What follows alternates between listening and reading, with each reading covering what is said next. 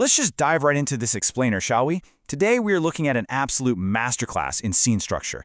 We're breaking down a fantastic clip from Mortal Kombat to see exactly how you can blend a fast-paced, high-stakes fantasy encounter with these incredibly grounded, hilarious character reactions.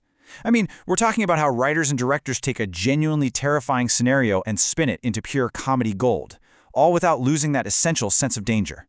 So to really understand the structure of a perfect action comedy beat, we've got to start by answering a seemingly impossible, incredibly high-stakes question. How do you negotiate with a man-eating monster? Seriously, put yourself in this exact situation for a second.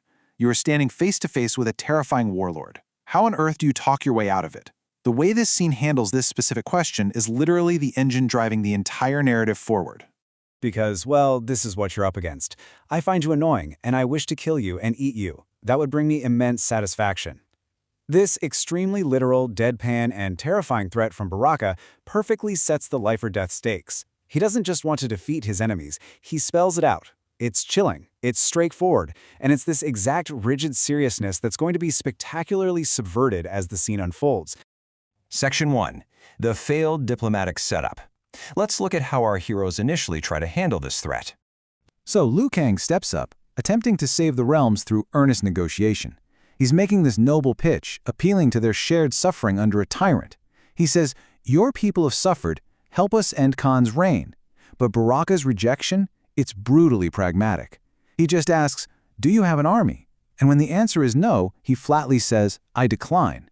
It's a brilliant contrast between the hero's spiritual appeal and the monster's cold, hard reality. Diplomacy has officially hit a brick wall. Which brings us to Section 2. Hollywood Negotiating 101. When diplomacy totally fails, who steps up? The scene just completely pivots right here. It introduces our comic relief and massive ego archetype, Johnny Cage, who aggressively steps in to intervene. He weaponizes his 90s action star bravado to provoke the monster, telling Baraka to go tell his little spirit Halloween monster grandbabies that he had a chance to fight the great Liu Kang, but was too much of a coward. He's talking down to a lethal mutant warlord like he's a studio executive. It shifts the tone entirely from an epic fantasy standoff straight into a buddy comedy dynamic. Think about his highly technical, completely absurd assessment of the Tarkatan threat. He notes the big teeth, the stabby arms, literally calls them a bunch of giant cowards, and throws in the spirit Halloween monster grandbabies line for good measure.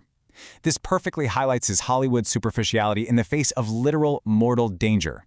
He is applying movie set logic to a very real, very lethal situation, thinking if he just acts tough and talks fast, he can totally control the room. Section 3. The unexpected target.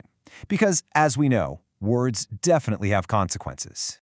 So the crucial point here is that Johnny's provocation actually works. He successfully goads Baraka, but it leads to a masterfully executed "oh crap" twist. The monster accepts the challenge. "I accept your challenge," but subverts all expectations by completely ignoring the great champion Liu Kang. Instead, Baraka points right at Johnny and says, "But not him. My fight is with you."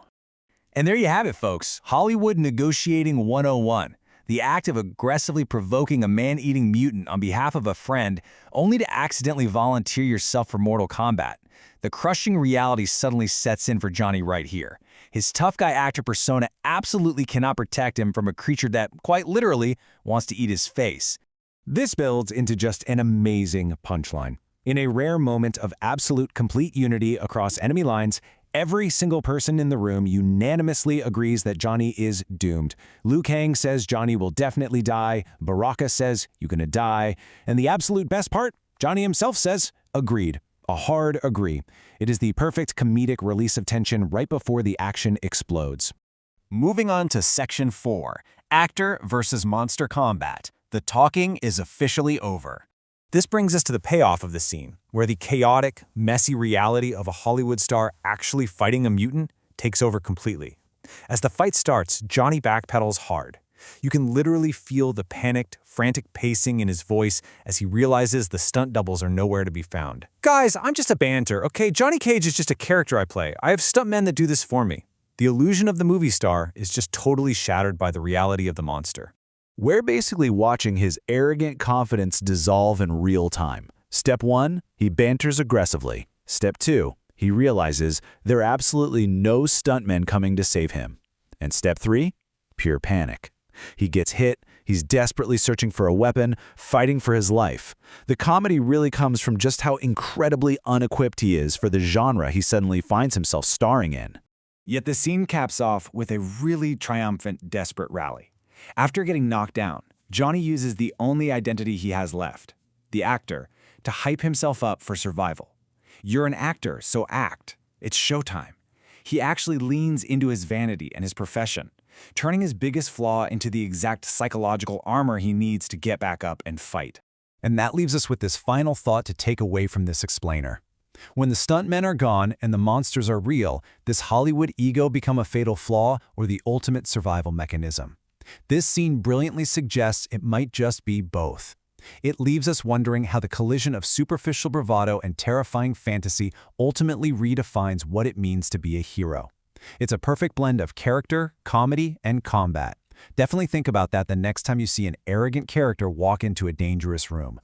Hello Hollywood movies lovers, welcome to watch new Hollywood movies. Icebreaker 230, and this is story and watching for and like and subscribe adventure stories and more activities adventure. Hey YouTube, this last activities and my small activities, though not mass content, is my content. Okay YouTube, thank you guys.